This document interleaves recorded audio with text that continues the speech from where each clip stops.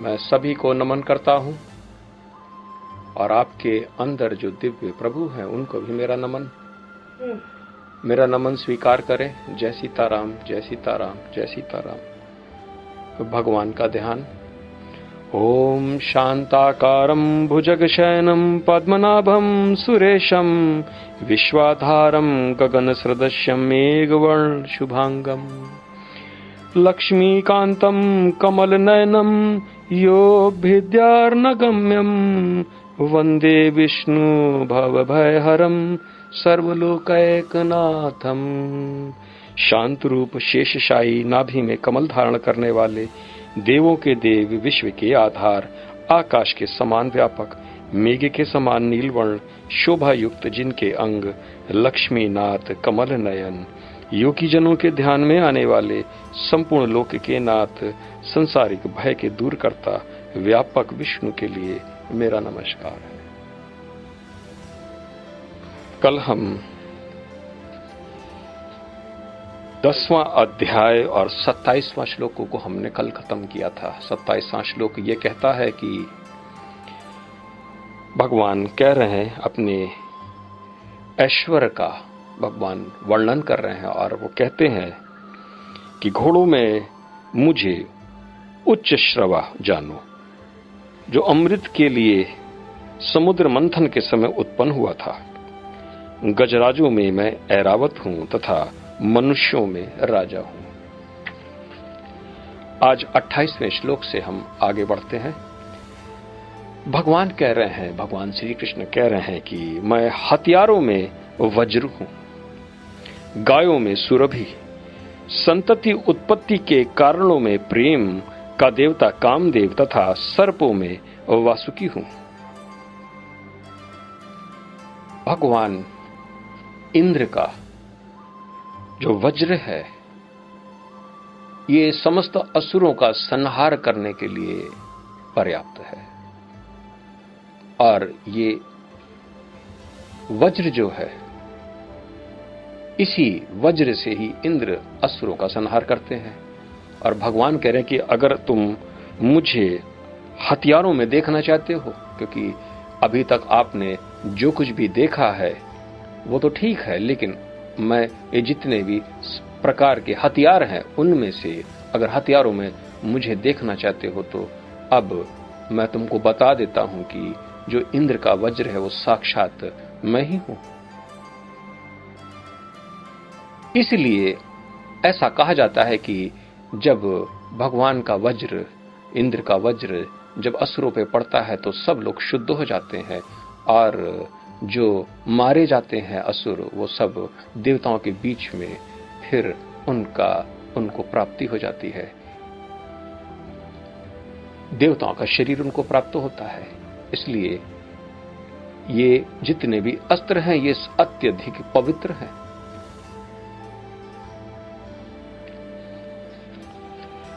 भगवान पुनः कहते हैं कि गायों में मैं सुरभि हूं।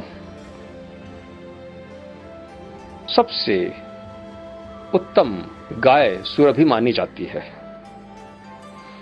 ऐसा कहा जाता है कि ये गाय वैकुंठ लोक और कृष्ण लोक में ये गाय सदैव रहती और इसी सुरभि गाय के साथ ही भगवान श्री कृष्ण अक्सर बांसुरी बजाया करते थे। और ये वही गाय है जो हम लोग तस्वीरों में देखते हैं, जो भगवान श्री कृष्ण के साथ ये सुरभि, इसी को सुरभि कहते हैं। भगवान कह रहे हैं कि अगर गायों में तुम देखना चाहते हो तो वो सुरभि गाय ये मैं ही हूं। भगवान पुनः कहते हैं कि संतति उत्पत्ति के कारणों में प्रेम का देवता कामदेव तथा सर्पों में वासुकी हूं। ये स्त्री और पुरुष का जो आलिंगन है, इसी को हम काम के रूप में जानते हैं। कामदेव के कारण ही जब हम काम से पीड़ित होते हैं तभी हम स्त्री के साथ आलिंगन करने का ऐसा विचार करते हैं। और इसी प्रकार से स्त्री भी जब काम के बाणों से आघात हो जाती है तभी वो पुरुष से मिलन के लिए, ये जो काम है जिसके कारण की संतति की उत्पत्ति, बाकी सबके लिए नहीं, केवल संतति की उत्पत्ति के लिए। और यही भगवान काम के स्वरूप में स्वतः है। यही काम जब कृष्ण भगवान के पुत्र के रूप में ये पुनः प्रद्युम्न के रूप में अवतार हुए, जब इनका शरीर नष्ट हो गया था, शंकर भगवान ने भस्म भूत कर दिया था इनको, तो ये भगवान कृष्ण के ही पुत्र के रूप में ये अवतीर्ण हुए। प्रद्युम्न ही काम के स्वरूप थे और पुनः ये अपनी पत्नी रति से मिले। भगवान कह रहे हैं कि सर्पों में मैं वासुकी हूं। ये वही वासुकी जो कि समुद्र मंथन पे, और ये वासुकी उसके पश्चात ये पाताल लोक में निवास करते हैं, क्योंकि ये बहुत ही अत्यंत विराट हैं, विकराल हैं, और इनकी विष बहुत ही अत्यंत पीड़ा देने वाली है। इसलिए इनको भगवान ने उस लोक में यानी पाताल लोक में के निवास में वहां पर इनको अपना निवासी बना रखा है। पाताल लोक में वासुकी का और अन्य महा भयंकर सर्पों का निवास है पाताल लोक में। तो भगवान कह रहे हैं कि ये वासुकी भी मैं हूं। तो आप भगवान की विभूतियों को देखें, वो सत्य लोक से उस पाताल लोक तक पूरे 14 भवनों में व्याप्त है। आप भगवान को समझ ना पाएंगे, क्योंकि भगवान सब को पिरोए हुए हैं, सूत्रधार हैं, सब में है। भगवान यहां नहीं रुकते हैं, वो पुनः आगे बढ़ते हैं और 29वें श्लोक में कहते हैं कि अनेक फणों वाले नागों में मैं अनंत हूं, और जलचरों में वरुण देव हूं। मैं पितरों में अर्यमा हूं तथा नियमों के निर्वाहकों में मैं मृत्युराज यम हूं। जो अनेक फन लिए हुए हैं उन्हीं को हम शेषनाग कहते हैं, और शेषनाग कोई और नहीं बल्कि अनंत है, और उस अनंत में भगवान विराजमान रहते हैं। ऐसा कहा जाता है कि एक ब्रह्मांड और दूसरे ब्रह्मांड जो गैलेक्सी है, इसके बीच का जितना भी जो स्पेस है उसी को शेषनाग कहते हैं। इसलिए जो शेष है वही शेषनाग, और अनंत, इस पूरे अनंत ब्रह्मांड में अलग अलग गैलेक्सीज, अलग अलग ब्रह्मांड, ये सब उसी में स्थित हैं। इसलिए भगवान यहां पर कह रहे कि अगर तुम अनेक फणों वाले नाग को, अगर तुम जो अनंत है वही शेषनाग, उसी में मैं निवास करता हूं, वो भी मैं ही हूं। और जब कृष्ण और बलराम ने दोनों ने जब अवतार लिया तो बलराम अनंत के ही अवतार थे। बलराम और कृष्ण साक्षात भगवान विष्णु के, इन दोनों को मिलाकर ही तो पूर्ण अवतार होता है। भगवान पुनः कहते हैं कि जलचरों में मैं वरुण देव हूं। वरुण देव जो कि समस्त देवताओं को अपने अंदर वास कराने के लिए, और हमारे शरीर के अंदर भी 70% द्रव्य ये जल ही है, और भगवान यहाँ पर इसी प्रकार से हमारे शरीर के अंदर भी देवताओं का न्यास कराते हैं। वरुण देव ही साक्षात भगवान विष्णु ही है। इसलिए हम लोग कलश की जब की उपासना करते हैं, वहां पर हम लोग वरुण देव की ही वहां पर पुकारते हैं, और वरुण देव को ही पुकारने के पश्चात ही समस्त देवताओं को उनमें वास कराते हैं। भगवान पुनः कहते हैं कि मैं पितरों में अर्यमा हूं। पितृगण के जो अधिष्ठात्री देव हैं वही उन्हीं को अर्यमा कहा जाता है। वो हमारे सर्वोपरि पितृ हैं, और यहाँ पर अर्यमा ही यहाँ पर भगवान विष्णु के प्रतिष्ठित मूर्ति है। भगवान कहते हैं तथा नियमों के निर्वाहकों में मैं मृत्युराज यम हूं। अगर हम इस भूलोक की बात करें तो भूलोक के भीतर 4 लोक हैं। मृत्यु लोक जिसमें हम लोग खड़े हैं, इसके ऊपर प्रेतलोक, और इसके ऊपर जो मंडल है, ये बादलों के ऊपर से लेकर चंद्रमा तक जो मंडल है, इसी को पितृलोक कहते हैं। और दक्षिण की तरफ पर नरक लोक है, जो कि पृथ्वी के नीचे तक जाना। लेकिन यहां पर भगवान कह रहे हैं कि नरक लोक का जो राजा है, जो प्रेत लोक और नरक लोक के जो राजा है, भगवान यमराज जिनको हम कहते हैं, जो दंड लिए, यमदंड लिए रहते हैं और जो न्याय करते हैं, ये न्याय करने वाले कोई और नहीं बल्कि भगवान साक्षात विष्णु के मूर्तिमान प्रतिष्ठित हैं वहां पर। वो भगवान, आप भगवान को ही सब जगह देखते, लेकिन जैसे आपके भाव रहते हैं अज्ञानतावश, आप उनको नहीं देख पाते हैं। इसलिए जो भगवान को जानते हैं तो वो हर अवस्था में, हर जगह भगवान को देख लेते हैं।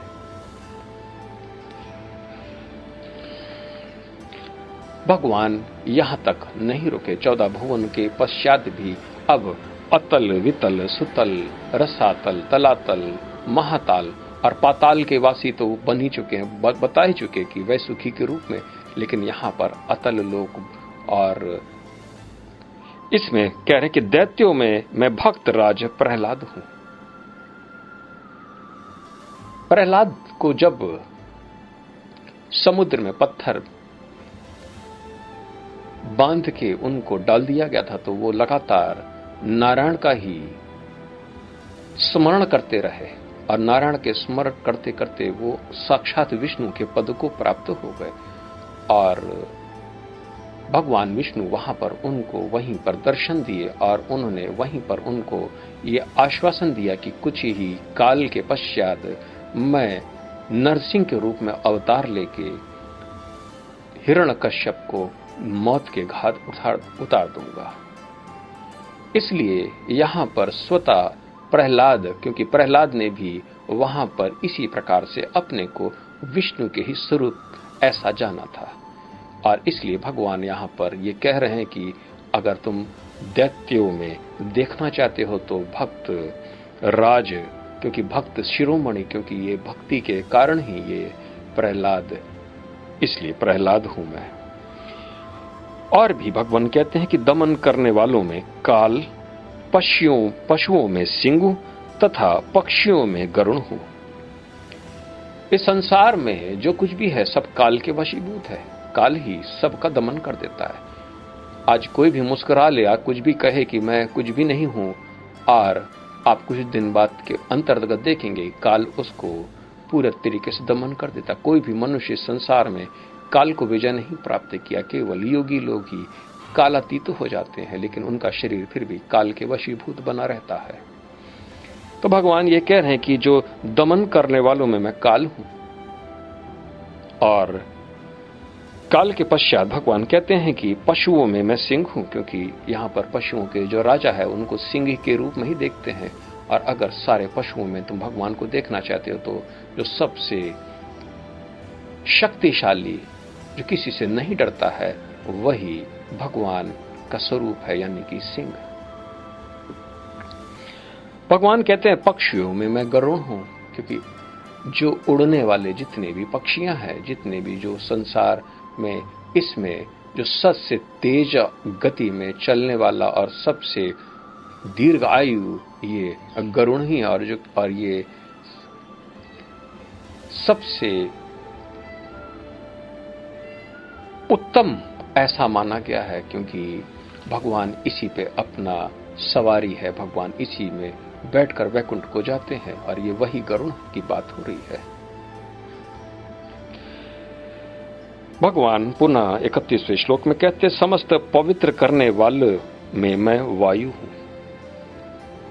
वायु, शस्त्रधारियों में राम, मछलियों में मगर तथा नदियों में गंगा हूं।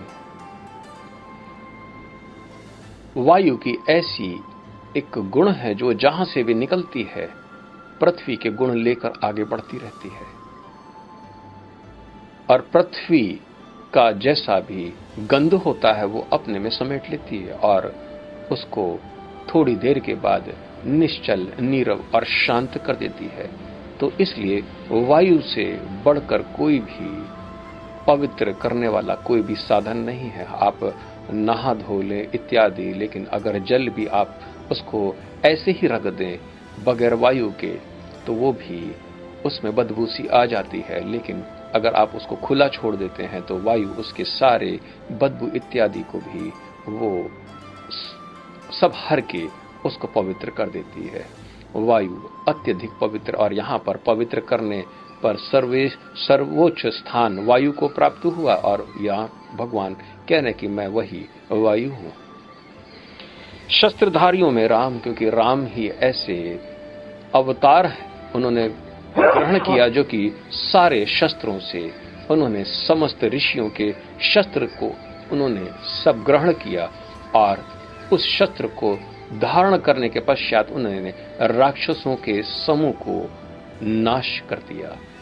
खर और दूषण की 14,000 राक्षस और 32 करोड़ राक्षस लंका के, ये सब मिलाकर इतनी भारी सेना राक्षसों की भगवान राम ने अपने शस्त्रों के द्वारा सबको खत्म किया था। 32 करोड़ बहुत होता है। 32 करोड़ रावण की सेना 32 करोड़ की थी। भगवान कह रहे हैं कि मछलियों में मगर तथा नदियों में गंगा हूं। जल में क्रीड़ा करने वाले जितने भी जानवर हैं उसमें सबसे शक्तिशाली मगर, क्योंकि वो हर जगह, और कहते हैं कि मगर सबसे पुराना जीव है। ये कहते हैं कि ये डायनासोर के समय से भी पहले का है और अभी भी है। अपने आप को किस प्रकार से वो बचा लेता है। भगवान कह रहे हैं कि ये मगर मेरा ही स्वरूप जानो। और सारी नदियां जो इस संसार में है उसमें सबसे पवित्र नदी गंगा को ही मानी गई है, जो कि भगीरथ के द्वारा इस स्वर्ग लोक से ये सीधी बहती हुई हमारे पृथ्वी में, क्योंकि गंगा ही ऐसी नदी है जो पावन और समस्त पापों को हरने वाली। भगवान कह रहे हैं कि गंगा मैं स्वयं हूं नदियों में। 32वें श्लोक में भगवान अपनी विभूति का, अनंत विभूतियों के जो मुख्य विभूति है, अर्जुन से पुनः कहते हैं और कहते हैं, हे अर्जुन, मैं समस्त सृष्टियों का आदि मध्य और अंत हूं। मैं समस्त विद्याओं में अध्यात्म विद्या हूं और तर्क शास्त्रियों में मैं निर्णायक सत्य हूं। इस संसार की जितनी भी सृष्टियां हैं, एक सृष्टि नहीं है। हम लोग केवल एक सृष्टि को, अपना इस भूमि को, इसी को हम जानते हैं, जो कि हम लोग मिल्की वे गैलेक्सी के अंतर्गत, हम अपने सोलर सिस्टम के अंदर हम ये सृष्टि को जानते हैं। और मिल्की वे बहुत ही विशाल है। ये केवल एक गैलेक्सी है और आसमान में करोड़ों से भी ज्यादा गैलेक्सी है, करोड़ों से भी अनंत है। और इन सब ब्रह्मांडों के काल, कारक और सृष्टि के उत्पादन में भगवान आदि, मध्य और अंत है, क्योंकि ये गैलेक्सी आपस में बनती भी है, आपस में मिलती भी है, एक दूसरी गैलेक्सी आपस में टकराती भी है और ये सर्वनाश को प्राप्त भी होती है। इसके अंदर सब कुछ नष्ट हो जाता है। इसका अपना काल है, क्योंकि जो कुछ भी उत्पन्न हुआ है वो भगवान उसी के कारण स्वरूप है, और ये स्थित भी है इसलिए भगवान उसके भी कारण स्वरूप है, और ये अंत भी एक दिन होगा इसके भी कारण स्वरूप है। ये हर ब्रह्मांड अपना एक चक्कर लगाता है, और इसी को हम लोग इंग्लिश में हम लोग गैलेक्टिक ईयर कहते हैं, एक चक्कर। और ऐसा कहा जाता है कि हमारी गैलेक्सी करीब 250 मिलियन ईयर्स इतना समय लेती है ये एक रेवोल्यूशन को, लेकिन हमारे शास्त्रों में ऐसा प्रमाण है कि ये एक चक्कर ब्रह्मा जी का एक दिन के समान है। भगवान कहते हैं कि विद्याओं, समस्त विद्याओं में 3 प्रकार की विद्याएं हैं। अगर हम ज्ञान को देखें, एक अधिभौतिक ज्ञान, एक अधिदैविक ज्ञान और एक आध्यात्मिक ज्ञान। अधिभौतिक ज्ञान के भीतर भी कई प्रकार के ज्ञान हैं। जिसमें तंत्र ज्ञान भी है जो कि फैंटिसिज्म और केवल वाम मार्ग ज्ञान, सब ज्ञानों में जो श्रेष्ठ ज्ञान है वो है अध्यात्म का ज्ञान, यानी कि जीव का अपना स्वरूप जो कि माया के कारण हमको वशीभूत हो जाने के कारण वो अपने को भिन्न देखता है, जबकि आध्यात्मिक ज्ञान के प्राप्त होने पर वो माया का दर्शन करके वो सत्य में स्थापित होकर आनंद सच्चिदानंद स्वरूप में परिणित हो जाता है और परम पद को प्राप्त होता है। इसी को परात्परा कहते हैं। कैवल की यही निशानी है, ये अध्यात्म के अंतर्गत ही है। जो ज्ञान सर्वोपरि है, भगवान कहते हैं ये मैं अध्यात्म स्वरूप में स्थित हूं, यही अध्यात्म है, क्योंकि भगवान इस परम ज्ञान की कारण और इसकी उत्पत्ति इत्यादि, क्योंकि ये केवल उन्हीं को प्राप्त होता है जो मोह से छूटना चाहते हैं और जिन्होंने संकल्प इत्यादि करके अपने मोह को नष्ट करने के लिए भगवान की भक्ति में लग जाए। ये अध्यात्म ज्ञान उन्हीं को प्राप्त होता है। अध्यात्म ज्ञान भगवान का ही स्वरूप है, जो क्योंकि ज्ञानी लोग इस अध्यात्म विद्या को ही नमन करते हैं। कोई इनको सरस्वती के रूप में जानता है और कोई कहता है कि ये साक्षात भगवान विष्णु ही है, लेकिन यहाँ पर भगवान विष्णु कह रहे हैं कि ये मैं ही हूँ साक्षात। इसलिए ज्ञान की उपासना करने वाले अध्यात्म ज्ञान की ही निरंतर अभ्यास करते हैं और उपनिषद और कुछ नहीं, साक्षात भगवान ही है साक्षात। इसलिए पुस्तक का सबसे पहले हम लोग नमन करते हैं पुस्तक को, और पुस्तक को पूजा अर्चना के बाद ही हम लोग कथा इत्यादि को हम लोग, इसलिए पुस्तकों को कभी भी हम लोग अपवित्र जगह नहीं रखते। एक धर्म ऐसा भी है जिसको हम लोग सिख कहते हैं, वो अपने गुरु ग्रंथ उसी को वो साक्षात भगवान का स्वरूप बताते हैं, क्योंकि अध्यात्म ज्ञान उसके अंदर निहित है, ऐसा उनका विश्वास है। भगवान कहते हैं कि तर्क शास्त्रियों में मैं निर्णायक सत्य हूं। दो विद्वान अगर आपस में तर्क इत्यादि करके किसी अवस्था में सत्य का अनुसंधान करने में अगर वो तत्पर है, जो सत्य उसमें उपस्थित होता है भगवान वही सत्य है। यानी कि लॉजिक के बाद जो हम इन्फ्रेंस पे पहुंचते हैं, एक हाइपोथेसिस के द्वारा ऑब्जर्वेशन और इन्फ्रेंस पे जब पहुंचते हैं, उसी सत्य का हमको दर्शन होता है। वही भगवान कह रहे वो मैं ही हूं। जितने भी लॉज होते हैं, laws of gravitation, laws of force, laws of mass इत्यादि जितने भी, और इसी प्रकार से ये अधि भौतिक ज्ञान के अंतर्गत भी हम लोग तर्क करते हैं। इसके अलावा हम लोग अधिदैविक ज्ञान के भीतर भी हम देवताओं के स्वरूप और उनके अंग इत्यादि में न्यास इत्यादि इस नतीजे पे हम पहुंचते हैं कि इस प्रकार से हमको अपने यज्ञ करने हैं। वो जो तर्क के बाद जो हम सत्य को प्राप्त करते हैं, ये सब कुछ भगवान ही है। और अध्यात्म का वो अंतिम छोर जिसमें हम सत्य को अनुभव करते, जिसमें हम सोहम त्वम तत्वमसि अहम ब्रह्मास्मि शिवोहम इत्यादि, हम इस प्रकार से हम वहां पर विचार करने के पश्चात हम जो उस अनुभव को जो सत्य के रूप में स्थित वो अनुभव जो आत्म साक्षात्कार है, इस समस्त सत्य भगवान ही। इसलिए सत्य को धारण करना ही धर्म कहलाता है। भगवान पुनः 33वें श्लोक में कहते हैं कि अक्षरों में मैं आकार हूं और समासों में द्वंद्व समास हूं। मैं शाश्वत काल भी हूं और सृष्टाओं में ब्रह्मा हूं। अगर आप संस्कृत के अक्षर लेते हैं या अंग्रेजी के अक्षर लेते हैं, सबसे पहला अक्षर हमेशा अ आता है। इंग्लिश में हम लोग ए कहते हैं और अरबी में अलिफ कहते हैं। अ से ही उत्पन्न होता है। अगर हम ओम को भी देखते हैं तो सबसे पहला अ ही आता है, आकार। इसी अ को आकार कहा गया, क्योंकि यही जगत के रूप में परिणित है। जो आकार लिए है, अधि भौतिक जगत यही आकार है। और अगर इनको शब्द के रूप में देखते हैं तो ये अ शब्द, जो प्रथम शब्द है, ये भगवान विष्णु का ही उद्गम स्थल है। इसलिए अक्सर लोग आकार के भीतर भगवान विष्णु के ही दर्शन करते हैं। इसलिए ओम इत्यादि का जब ध्यान किया जाता है तो आ के अंदर भी भगवान विष्णु, उ के अंदर भी भगवान विष्णु और म के अंदर भी भगवान विष्णु।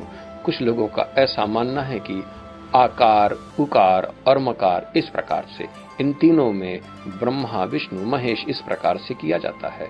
लेकिन भगवान कह रहे हैं कि चूंकि ये आकार शब्दों का सबसे पहला शब्द, इसलिए ये भगवान विष्णु है। और भगवान कहते हैं समासों में मैं द्वंद्व समास हूं। समास, आखिर समास क्या होते हैं? अगर कोई व्याकरण से अगर कोई पूछे तो आपको ये पता चल जाता है कि समास क्या होते हैं। द्वंद्व समास एक ऐसा समास है जिसमें और, अथवा, या इत्यादि दो शब्दों के भीतर जोड़े जाते हैं और दोनों की द्वंद्वता वहां पर प्रमाणित होता है, जैसे रात और दिन। क्योंकि हम लोग इसी प्रकार से बात करते हैं, सुख दुख आदि, सर्दी या गर्मी, देवता और असुर। तो जो भी समास है जो कि ड्युअलिटी लिए हुए है, उसी को हम द्वंद्व समास कहते हैं। क्योंकि ये सारा जगत इसी में ही व्यक्त है, अभिव्यक्त है। जो मनुष्य इससे भी परे चले जाता है, जो ड्युअलिज्म यानी कि द्वंद्व से अलग चला जाता है, वही भगवान को देख पाता है। क्योंकि भगवान अपनी माया से ही इस सारे संसार में द्वंद्व के रूप में विराजमान है। इसलिए भगवान यहां कह रहे हैं कि समासों में अगर तुम देखना चाहते हो, यानी कि व्याकरण में, शब्दों में तो देख लिया, मैं प्रथम शब्द हूं। अगर व्याकरण जिससे कि हम लोग वार्तालाप इत्यादि करते हैं, जो ग्रामर है, इसके अंतर्गत में जो समास है वो मैं ही हूं, यानी द्वंद्व। ये सारा जगत द्वंद्व रूप है। एक सिक्के के दो पहलू, दिन या रात, सर्दी गर्मी, दुख और दरिद्र इत्यादि, इस प्रकार से। क्योंकि ये मोह है और ज्ञान अज्ञान, इस प्रकार से द्वंद्व समास भगवान कह रहे हैं कि मैं द्वंद्व समास हूं। भगवान पुनः कहते हैं मैं शाश्वत काल भी हूं और सृष्टाओं में ब्रह्मा हूं। भूतकाल, वर्तमान काल और भविष्य काल, ये तीन काल हैं। भूतकाल और भविष्य काल ये तो केवल जब तक शाश्वत यानी वर्तमान काल नहीं चलते हैं तब तक ये भूतकाल दोबारा कभी नहीं आता है, और भविष्य काल कभी भी हमेशा भविष्य बना रहता है। जो चल रहा है, जो काल जो चल रहा है, जिसको हम शाश्वत कहते हैं, जो प्रेजेंट है, यही काल भगवान है, साक्षात विष्णु। ध्यान की अवस्था में आप लोग ये सीखते हैं कि भूतकाल यानी पहले की काल के विषय में विचार न करें और भविष्य के भी विचार न करें, क्योंकि यहां पर भगवान का ऐसा मत है कि ये जो वर्तमान काल है इसी में, इसलिए जो ज्ञानी होते हैं वो केवल वर्तमान काल में ही अपना सारा बुद्धि लगाते हैं। वो भविष्य के लिए कुछ नहीं सोचते कि कल क्या होगा। उनसे आप जाके पूछेंगे कि कल क्या होगा, वो कहेंगे आज जी लो कस के, आज भगवान का स्मरण कर लो, कल जब आएगा तो भी वर्तमान हो जाएगा। इसलिए वो वर्तमान में ही जीते हैं और भूत काल की भी चिंता नहीं करते। वो शोक नहीं मनाते कि मैं पहले ऐसा था, अब ऐसा, बचपन के वो मित्र कहां चले गए, इत्यादि इत्यादि। आज अभी यही वर्तमान है। और मन को जब आप वर्तमान यानी इस शाश्वत काल में अपने को स्थिर कर लेते हैं तो आपके मन से सारे दुख, कलेश इत्यादि सब दूर हो जाते हैं। आप एक स्ट्रेस फ्री जोन में, क्योंकि ये वर्तमान काल में अगर आपका मन टिक जाए तो बस आप प्रभु में स्थित हो गए। ध्यान की अवस्था में यही तो करा जाता है। लोगों को ये बात मालूम नहीं कि आखिर वर्तमान में क्यों टिका जाता है, क्योंकि वर्तमान यही शाश्वत काल है, यही परब्रह्म परमेश्वर है। हम लोगों की आदत होती है कि केवल पहले का ही सोचें, मेमोरीज, ओनली ओल्ड मेमोरीज, और किसी के जीवन में वर्तमान में तो जी ही नहीं पाते। वो केवल पुरानी बातों में उलझे रहते हैं। कभी आपसे मिल जाएंगे तो पुरानी बात करेंगे, कभी पुराने में आपने कभी उनको कुछ गलत बोल दिया हो या कुछ वो आपसे आघात हो गए तो वो उसी की चर्चा लगातार करते रहेंगे। और कल परसों दुनिया भर के सपने आज ही वर्तमान में देखने में लग जाएंगे कि ऐसा मेरे साथ कल होगा, उसके लिए मैंने ये प्लान बना रखा है, और इसी में जीते हैं। वर्तमान में केवल बुद्धिमान ही जीता है, क्योंकि वो भली भांति जानता है कि भूत और भविष्य ये दोनों केवल प्रपंच मात्र है, यानी कि ये कभी भी न थे, केवल वर्तमान। और वर्तमान बहता चला आ रहा है जिस प्रकार से नदी। अब हमको क्या प्रयोजन कि इस नदी के बहने के स्थान पर पहले क्या था, और आगे जब नदी सूख जाएगी तो क्या होगा। नदी तो हमारे जीवन है। इसी प्रकार से हमको सोचना है, ये वर्तमान अति उत्तम है। हालांकि हमारे वेदों के अंतर्गत कुछ ऐसा भी बोला गया है कि अगर भूत के विषय में अगर आपका ध्यान जाता है तो आप प्रायश्चित करें, क्योंकि भूतकाल में आपने जो भी पुण्य किए हैं उसको स्मरण तो आप न कर पाओगे, और जो पाप किए हैं वही आपके ऊपर आच्छादित होगा। इसलिए भूतकाल से निवृत्त होने के लिए प्रायश्चित है, क्योंकि बार बार अगर कोई ध्यान आपको पुराना भटका रहा है तो आप प्रायश्चित करें। प्रायश्चित करते ही आप भूतकाल से निवृत्त हो जाते हैं। और अगर भूतकाल में अगर आपने बहुत से अच्छे अच्छे कर्म किए हैं तो आप हमेशा भविष्य में सोचते हैं कि इसका फल कब प्राप्त होगा, यानी आशा से बंध जाते हैं। तो जैसे ही आप भूतकाल से निवृत्त हो जाएंगे तो आप आशाओं से भी निवृत्त हो जाएंगे, और इसी कारण आपका मन एकदम से संतोष को प्राप्त होगा। कल की बात न करें, और कल यानी कि भूत और कल का मतलब भविष्य, इन दोनों में इसको ध्यानपूर्वक समझ लें। आज अभी यही वास्तविक सत्य है, और यही ब्रह्म स्वरूप है, यही परब्रह्म ओंकार स्वरूप है, और यही भगवान विष्णु है। भगवान इसी अव्यक्त काल में अपने को व्यक्त किए हैं। भगवान कहते हैं सृष्टाओं में मैं ब्रह्मा हूं। हम लोग भी कुछ न कुछ हमेशा इस सृष्टि के भीतर हम लोग भी कुछ न कुछ रचनाएं करते रहते हैं। कोई झूठ का ताना बाना बुनने में लगा रहता है, कोई इस संसार में नई वस्तुओं की आविष्कार में तत्पर है, कोई भगवान की प्रेमा भक्ति में वो भी कुछ न कुछ भगवान के लिए कुछ यज्ञ करने के लिए आतुर होता है, और कोई अपना और भी ज्ञान पाने के लिए कोई चेष्टा में लगा रहता है। ध्यानपूर्वक देखें तो हम लोग सब कुछ न कुछ नया करने की सोचते हैं, लेकिन भगवान ब्रह्मा सबके परम, क्योंकि यही इसी सृष्टि के मूल वाहक, इस सृष्टि के रचयिता है। और ये ब्रह्मा कोई और नहीं, क्योंकि भगवान के संकल्प से ही उत्पन्न हुए सात्विक गुण से संपन्न वही ब्रह्मा है।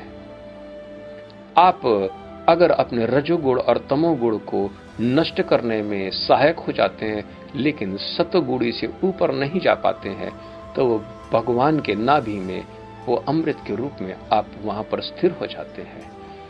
कहा जाता है कि अब चूंकि आप सत्य गुण से निवृत्त नहीं हो पाए, और ऐसी अवस्था में आप ब्रह्म पद को प्राप्त होते हैं, यानी स्वतः भगवान के नाभि से कमल के ऊपर आप विराजमान होकर इस सृष्टि की रचना करते हैं। तो ब्रह्मा का पद भी उन्हीं के लिए। और जो मधुकैटभ है, चूंकि हम लोग रजगुण और तमोगुण को हम लोग केवल सुनी सुनाई बातें रहती हैं, और उसको हम लोग भी त्याग करते हैं। कभी मैं तामसी था, कभी मैं राजसी था, अब मैं नहीं हूं, आज तो मैं केवल सात्विक हूं। तो रजगुण और तमगुण केवल हमारे कान के भीतर ही सुनने के ऐसे दो शब्द रह जाते हैं और उनके वास्तविकता नष्ट हो जाती। इसीलिए सृष्टि के समय पर यही मधु और कैटब रूपी असुर के रूप में भगवान ब्रह्मा को खाने की चेष्टा करते हैं। इस प्रकार से देखने की कोशिश करें। पुनः भगवान 34वें श्लोक में कहते हैं, मैं सर्वभक्षी मृत्यु हूं और मैं ही आगे होने वालों को उत्पन्न करने वाला हूं। स्त्रियों में मैं कीर्ति, श्री, वाक, स्मृति, मेघा, धृति तथा क्षमा हूं। मृत्यु सर्वभक्षी यानी कि जो भी संसार में जन्म लिया है वो सबको भक्षण करती है। हम लोग कहते हैं कि भगवान का ये सबसे विभत्स रूप है। आखिर उन्होंने हमको जन्म ही क्यों दिया अगर उनको भक्षण करना है। हालांकि जीवात्मा तो अनंत है, लेकिन देह तो केवल कुछ काल के लिए अपने कर्मों के फल इत्यादि को भोगने और एक विशेष कर्म इत्यादि करने के लिए ही बना है और उसका समय निर्णय अति आवश्यक है।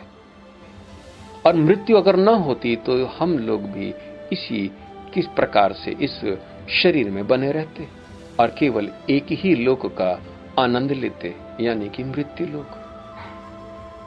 लेकिन अगर मृत्यु है तभी हम इस लोक से अपना इस देह को त्याग करके हम और भी ऊंचे लोक जाते हैं, या अपने बुरे कर्मों के कारण हम नीचे जाते हैं, दूसरे लोकों में जाते हैं और उसका भी वैभव हम लोग देखते हैं, उसका वैभव भी हमसे परिचित होता है और हमको सदैव आनंद में हमारा जीवन गुजरता है। हालांकि ये जो सर्वभक्षी मृत्यु है ये साक्षात भगवान विष्णु ही है। भगवान का ऐसा मत है। भगवान कह रहे हैं कि ये और आगे होने वालों को उत्पन्न करने वाला हूं। अगर मृत्यु है तो फिर जन्म भी है। अगर आपका ये जो देह है जो मैं भी धारण किया हूं, आप लोग भी धारण किए, ये तो एक दिन जाना है, लेकिन हम लोग दूसरे की मृत्यु देखते हैं और ये मृत्यु वास्तविक है और ये शाश्वत है। लेकिन जैसे मृत्यु हुई आप दूसरे शरीर में प्रवेश कर जाते हैं और दूसरे शरीर में जैसे आपके कर्म होते हैं वैसे ही आप दूसरे शरीर में, अगर देवताओं को आपने जीवन भर उपासित किया है और तो आप देवताओं के शरीर में आप प्रवेश कर जाएंगे। अगर साक्षात भगवान विष्णु की ही उपासना किया तो भगवान के उस निर्मल स्वरूप जो कि चतुर्भुज रूप है उसमें आप सायुज्य के रूप में उन्हीं में समा जाएंगे। ये जो आगे बढ़ाने वाली जो मृत्यु के पश्चात नया जीवन, नया सृष्टि इत्यादि, ये स्वतः भगवान है, क्योंकि ये दैविकार भगवान के द्वारा ही सिद्ध होता है। और भगवान कह रहे हैं कि मैं एक शरीर से दूसरे शरीर में पहुंचाता हूं। और इसी प्रकार से हम लोग जो यज्ञ इत्यादि करते हैं ये आहुति भी इसी प्रकार से पहुंचा देते हैं। आप नाम लेके किसी को भी कुछ भी दे दें उसके पास वो पहुंच जाता है। आप ये सोचते हैं कि कैसे हो सकता है? अगर आप भगवान पे विश्वास करते हैं, कोई भी देवता का नाम लें और हाथ में जल लेके उनको दें, भगवान आप इसको ग्रहण करें, तृप्त हो, और जहां जहां भी आपका निवास हो वहां पर भी सब वहां पर भी तृप्त हो, तो आपका ये जो यज्ञ है ये भी भगवान वहां पर पहुंचा देते हैं। भगवान से बढ़कर इस संसार में कोई नहीं। भगवान यही अपनी विभूति इसी प्रकार से बता रहे। अब भगवान को देखें, जाने किस प्रकार से देखते हैं। भगवान कह रहे हैं कि स्त्रियों में अगर तुम देखना चाहते हो उनके लक्षणों को देखो, लेकिन कौन से लक्षण? यहां पर भगवान कह रहे हैं कि उनके अंदर कीर्ति, उनके अंदर श्री यानी कि लक्ष्मी का स्वरूप, उनके अंदर वाक जो मनोहर बोलती हैं, और उनकी स्मृति, स्त्रियों की स्मृति सबसे तेज होती है। उनकी पुरानी से पुरानी बात आप भूल सकते हैं, लेकिन वो नहीं भूलती, क्योंकि स्त्रियों की स्मृति बहुत ही, कई को अपने जन्म जन्मांतर का पहले का वो वरदान याद आ गया, स्मृति। मेघा, धृति तथा क्षमा, ये स्त्रियों के नारी, पति, पाति, व्रत धर्म का पालन करने वाली जो स्त्रियां, उनके अंदर जो गुण है, भगवान ने कहा कि ये गुण सारे मैं ही हूं। इसलिए स्त्रियां अक्सर कहती हैं कि भाई हमको भी गुरु करना है, तो हम उनको अक्सर मना कर देते कि गुरु का विधान स्त्रियों के लिए नहीं है, उनका पति ही गुरु है। और जैसे ही पति के प्रेम में आपके अंदर ये स्वतः गुण अपने आप विद्यमान हो जाते हैं, और उसी दिन आप भगवान के साथ अपना संबंध स्थापित कर लेते हैं। आप उसी पति के रूप में जो गुरु है, उसी से आप कल्याण पाते हैं, क्योंकि नारी धर्म के अंतर्गत ये सारे दैवी गुण की उत्पत्ति होती है।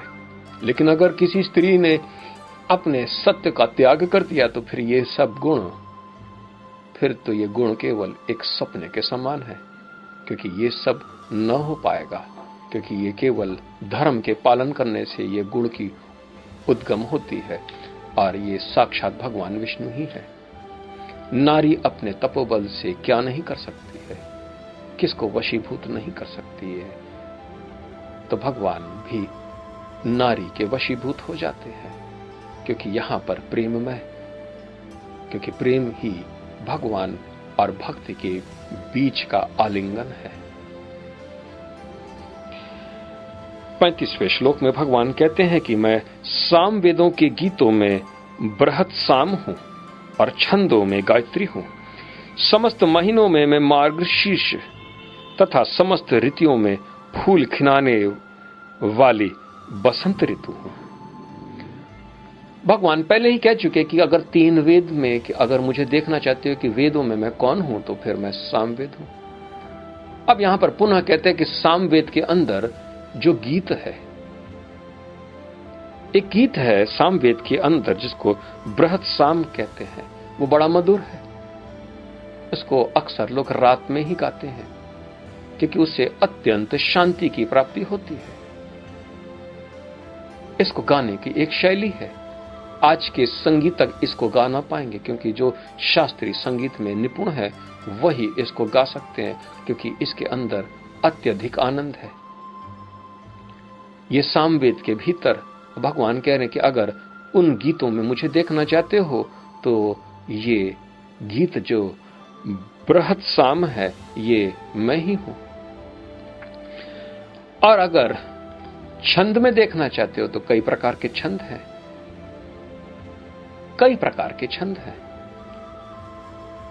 और इसमें छंदों में सर्वश्रेष्ठ गायत्री मंत्र को भगवान कह रहे हैं कि ये जो गायत्री मंत्र है, ये साक्षात मैं हूं। इससे पहले भी मैंने आपको बताया था कि गायत्री मंत्र को कुछ और न समझे, भगवान का स्वरूप जाने। इसलिए जो यज्ञ पवित्र हो चुके हैं, वो गायत्री मंत्र करके तेजोमयी रूप को प्राप्त हो सकते हैं। संतोष इत्यादि जो गायत्री मंत्र का जप करता है, लगातार बोलता रहता है, जप करता है, वो साक्षात सत्य स्वरूप हो जाता है और समस्त तपों का फल को प्राप्त होता है, क्योंकि मंत्र रूप में गायत्री सर्वश्रेष्ठ मंत्र है। इसको अजपा के रूप में, यानी कि मुंह चला नहीं जाता, इसमें मुख से स्वर नहीं निकलने चाहिए, ये केवल गले के भीतर से ही धीमे से वहीं से उत्पन्न हो और हृदय में उसका आवाज आपको सुनाई पड़े। जबान नहीं चलनी चाहिए, जबान हिलनी भी नहीं चाहिए, लेकिन शुरुआत अगर आप बहुत दिन के पश्चात गायत्री मंत्र का जाप कर रहे हैं, तो सबसे पहले आप हल्के से ही जीभ को हिलाते बोले, लेकिन उसमें स्वर ना हो, और धीमे धीमे जीभ को हिलाना भी बंद कर दें और अंदर ही अंदर उसको लगातार करते रहे। और जैसे आप करना शुरू कर देंगे, आपके शरीर तेजों में ही, आपके अंदर तेज, और तेज के कारण ही आसपास भी वो तेज इतना व्याप्त हो जाएगा कि लोग आपसे यूं ही मिलने चले आएंगे। उसी तेज के कारण ही आसपास के जानवर भी एकदम शांत और तृप्त हो जाएंगे। लोग हिंसा का त्याग कर देते हैं। ये गायत्री मंत्र की केवल जाप, आप अगर जाप कर रहे हैं उस स्थान में इतनी शुद्धि अपने आप ही आ जाती है। इसलिए जो भी द्विज हैं जिन्होंने यज्ञोपवीत को धारण किया है वो गायत्री मंत्र का लगातार जाप करें। राम भगवान भी गायत्री मंत्र का ही जाप करते करते इतने तपस्या में सफल हो गए कि समस्त शास्त्र और शस्त्र दोनों को धारण में सक्षम हो गए, तेजोमयी हो गए। गायत्री अत्यंत पवित्र है क्योंकि साक्षात भगवान का ही वही स्वरूप है। तो छंदों में भगवान कहते हैं कि मुझे गायत्री जानो। और समस्त महीनों में मैं मार्गशीर्ष कार्तिक के बाद जो महीना आता है, अक्सर ये नवंबर के अंत और दिसंबर का पहला, जब उसकी बूंदें प्रबल हो जाती हैं, ये अगहन कहते हैं इसको।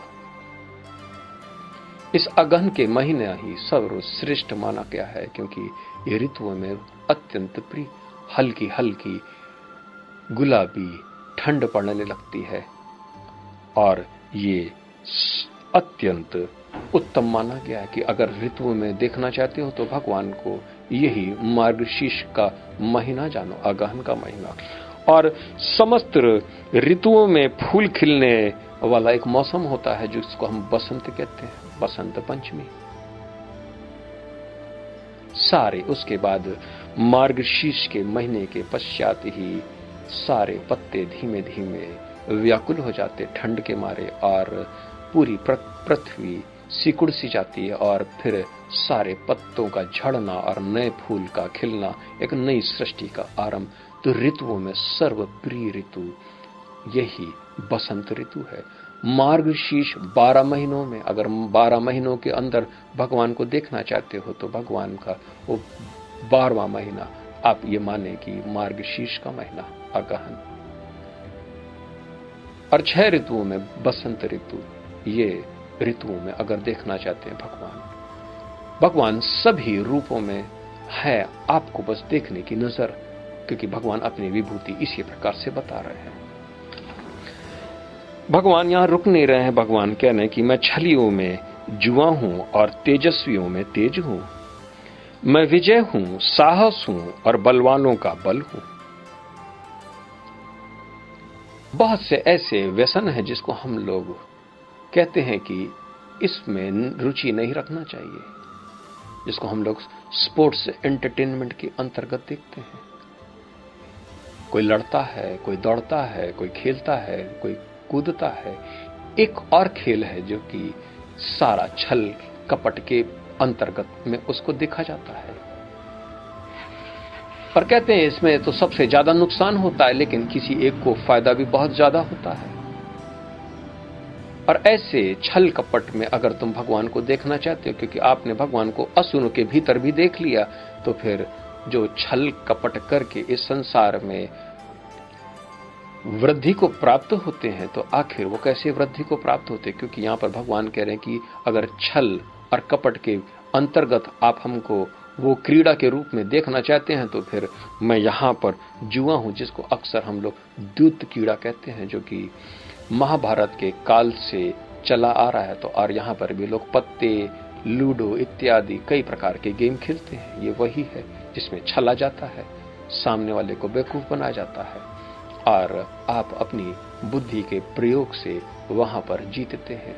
छल कपट, यहाँ पर दूत क्रीड़ा, इस प्रकार से भगवान कहते हैं। लॉटरी लग गई, बहुत से लोग होते हैं लॉटरी खेलते हैं और लॉटरी में वो जब धन की उनके ऊपर बरसात होती है वो भी सोचते कि आखिर ये कैसे प्राप्त हो गया मुझे। ये भगवान की महिमा थी। और तेजस्वियों में तेज हूं। तेजस्वी उसे कहते हैं जिसने अपने सारे पुण्य के बदले उसने मुक्ति का मार्ग चुन लिया हो, ये तेजस्वी है। और तेजस्वी में भगवान कह रहे कि मैं तेज हूं। उन लोगों के अंतर्गत जो तेज है वो साक्षात भगवान है। इसी को हम विवस्वान इत्यादि सूर्य की उपाधि दी जाती है। आप भी आज कर्म कर रहे हैं, कई तीर्थ भी आप जाते रहते हैं, और इस जन्म का लेके अगले जन्म, पिछले जन्म, जितने भी जन्म लिए आपने बहुत से पुण्य कमाए हैं। अगर आप ये कह दें कि हे भगवान, ये सारे पुण्यों का कर्म का फल मैं आपको अर्पित करता हूं और मुझे आप मुक्त करें, तो आप तेजोमयी हो जाते हैं। और जो आपके अंदर मुक्ति की एकदम से चेष्टा करने की जो शक्ति प्राप्त होती है, वही तेज है। आप भी जिज्ञासु बन जाएंगे, आप भी भक्ति में संलग्न हो जाएंगे। फिर अब ये पुराने जितने भी तीर्थ जाना, मंदिरों में इतने देवताओं की पूजा, अब आपने उसको सब एक साथ खर्च कर दिया, ऐसा जाने। अगर आपके पास बहुत सा धन है, आपने मनोवांछित चीज लेने के लिए कभी कभी आप सारा धन खर्च कर देते हैं, उसी प्रकार से आप समस्त पुण्यों को वहीं पर खर्च कर देते हैं। या भगवान, आप ये सारे पुण्यों को रख लो और मुझे मुक्ति दे दो। इसलिए हम लोग समर्पण करते हैं। भगवान कहते हैं कि मैं विजय हूं, जय और विजय। साहस हूं, साहस किसे कहते हैं? Ability to stand in front of everyone to speak the truth. ये साहस है।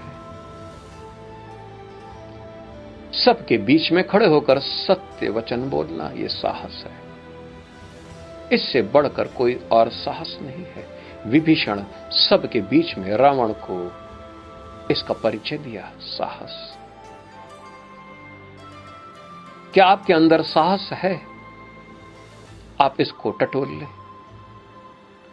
आप सबके बीच में खड़े होकर कह सकते हैं, सत्य कह सकते हैं।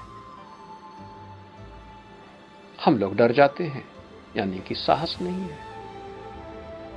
सारे दुश्मनों के बीच में खुद चले जाना कि अब मैं तुमसे लड़ूंगा, क्योंकि मैं विजय प्राप्त करने की हिम्मत रखता हूं, तुम लोगों को मैं नष्ट कर सकता हूं। यह साहस है। और सबसे कठिन है करेज, जिसको कहते हैं दैवी विभूतियों के अंतर्गत, दैवी गुणों के अंतर्गत ये साहस। मेरे अंदर तो साहस है। मैं पाथ ऑफ एनलाइटमेंट और सत्य में बोल रहा हूं आप लोगों के सामने, जो इस संसार में आज तक कभी नहीं बोला। मैं तो बोल रहा हूं, मेरे अंदर साहस है।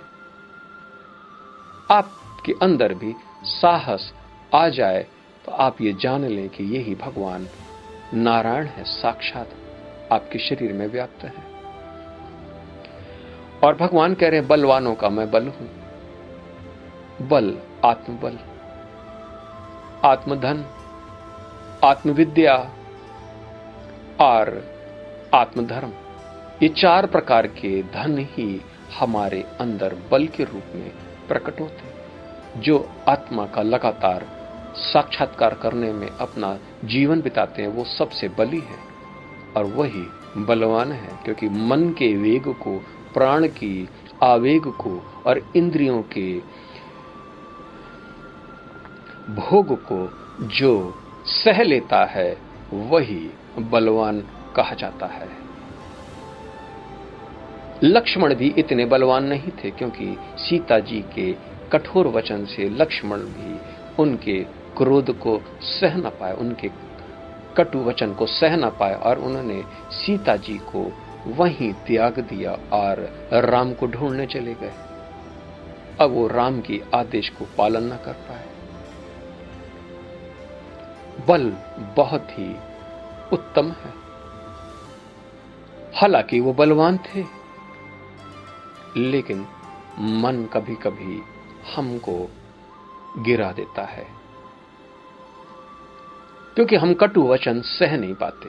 और जब कटु वचन हम सह नहीं पाते तो हम बलहीन होते हैं। इसलिए योगी जो अपने को कहते हैं, वो दोनों को सह लेते हैं, यानी कि निंदा, मान और अपमान। निंदा के जो सुर को सह ले, वही अत्यधिक बलवान है। एक तो पहले से ही निंदित है, उसको आप सवेरे से लेकर शाम तक गाली देते रहते, अपने नौकर इत्यादि, गधे, पागल, बेवकूफ, और वो मुंह नीचे करके रहता है। वो बलवान नहीं, क्योंकि वो अंदर कुड़ता रहता है। लेकिन जो सह ले अंदर, उसके अंदर किसी प्रकार का विषाद इत्यादि न हो, और वो आनंद में फिर भी तत्पर है, और वो सोचता है कि ये तो अपनी मूर्ता यहां प्रकट कर रहा है, और लेकिन मैं सक्षम हूं इसके मुख को अभी एक पल के लिए तुरंत बंद करने के लिए। लेकिन वो करे या न करे ये उसके ऊपर निर्भर है, क्योंकि बलवान हर समय अपना बल को प्रयोग नहीं करते। वो अपने कार्य में लगे रहते, क्योंकि अगले का हो सकता है कि यही तात्पर्य हो कि आप अपने कार्य से छूट जाएं। और सीता का हरण इसीलिए हुआ था क्योंकि वहां पर लक्ष्मण अपने कार्य से विफल हुए, इसलिए वहां पर अक्सर राम भगवान ने उनको बलहीन के रूप में इस प्रकार से कहा। तो बलवानों के जो बल कोई और नहीं, साक्षात भगवान विष्णु ही है। भगवान पुनः 37वें श्लोक में कहते हैं कि मैं वृष्णि वंशियों में वासुदेव और पांडवों में अर्जुन हूं। मैं समस्त मुनियों में व्यास तथा महान विचारकों में उशाना हूं। वृष्णि कुल में उत्पन्न हुए वासुदेव के पुत्र बलराम और कृष्ण, या भगवान कह रहे हैं कि ये दोनों ही, क्योंकि वासुदेव के पुत्र वासुदेव ही कहलाए, यानी बलराम भी वासुदेव ही है और कृष्ण भी वासुदेव, एक नारायण और दूसरा शेष। तो भगवान कह रहे हैं ये दोनों मैं ही हूं। अगर आप इसको अकेला देखना चाहते हैं तो कृष्ण के रूप में, क्योंकि वासुदेव पुत्र दोनों बोले जाते थे, और यहां पर भगवान वासुदेव ही कह रहे हैं। अगर इसको आप ध्यानपूर्वक देखें, हम लोग भी कहते हैं ओम नमो भगवते वासुदेवाय, क्योंकि जो समस्त वसु में जो व्याप्त है इसको हम वासुदेव कहते हैं। लेकिन यहां पर भगवान एक वंश बोल रहे, जो वृष्णि वंशी, यानी कि वासुदेव के वंश भगवान यहां पर अपने को वासुदेव के रूप में, यानी तो बलराम और कृष्ण दोनों यहां पर भगवान पूरी तरीके से उनको अपने समान समझते हैं, यानी बलराम और कृष्ण में कोई अंतर नहीं। और भगवान कह रहे हैं कि अगर पांडवों में देखते हो तुमको ये एहसास नहीं है, लेकिन जो तुम सामने मेरे खड़े हो अर्जुन, मैं ही हूं।